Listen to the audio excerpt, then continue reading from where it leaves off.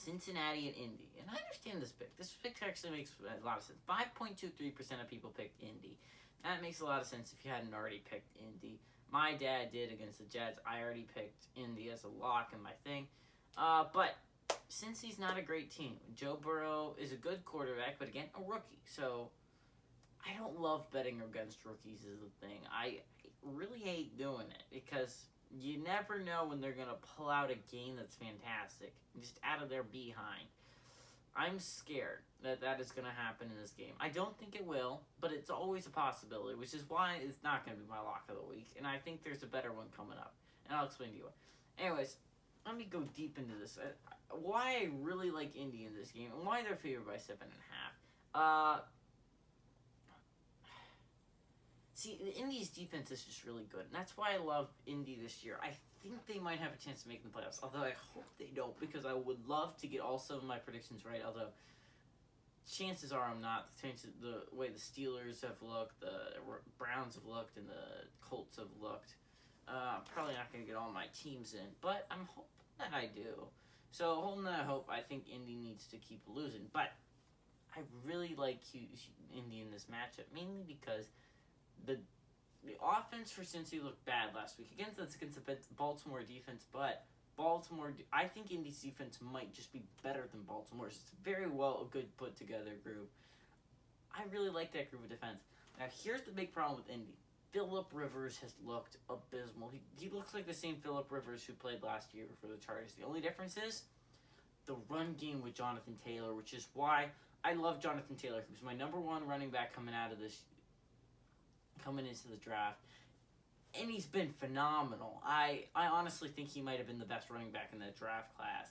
Really, Clyde Edwards-Helaire was taken before him. Really, DeAndre Swift. Both those guys have done almost nothing for their respective teams so far this year, other than Clyde Edwards-Helaire for week 1. Both those players have been horrible for their respective teams. Jonathan Taylor is looking like a dominant back, and when they add Marlon back in next year, this is going to be a fantastic team. They just need a quarterback. And I'll talk about this probably in later videos, but I really think the Colts are in trouble here. There's 2 teams right now that desperately need a new quarterback. It's the Jets, so they just restart that whole thing, and the Washington football team. Those are the only 2 teams that I'm looking at, and they need a new quarterback. I think every other team should be happy with their quarterback, because every other team has a good quarterback. The other 3, there's really old quarterbacks, and that's Tampa, Indy, and so again, just Tampa, Indy, and Pittsburgh. Now, here's the thing. I don't include New Orleans because I really do think New Orleans has a plan at this point. They know Drew Brees this is his last year. So they got Jameis Winston out of free agency, hoping they can fix him. I really think Jameis is probably the future of that team. But also Taysom looks like a very good and promising quarterback. So I don't include New Orleans has options on that list. Okay. So I think Indy, Tampa, and Pittsburgh need to start thinking about the future. Now, I understand about the Indy and Tampa. They've both started to do things. I don't know if they'll work out quite yet, but we'll see. Indy drafted Jacob Eason in the 5th round, but Jacob Eason's a very talented quarterback, very good quarterback, who has a chance to be very good. So I'm guessing they're hoping that Phillip Rivers mentors him and makes him into a good quarterback. I think that's what they need. I think that's what Jacob Eason has to be in the NFL. That's what Indy is basically praying. Tampa actually went and got Josh Rosen out of free agency. So obviously they're thinking somewhat about the future there with Josh Rosen. Hopefully they can turn that guy's career around.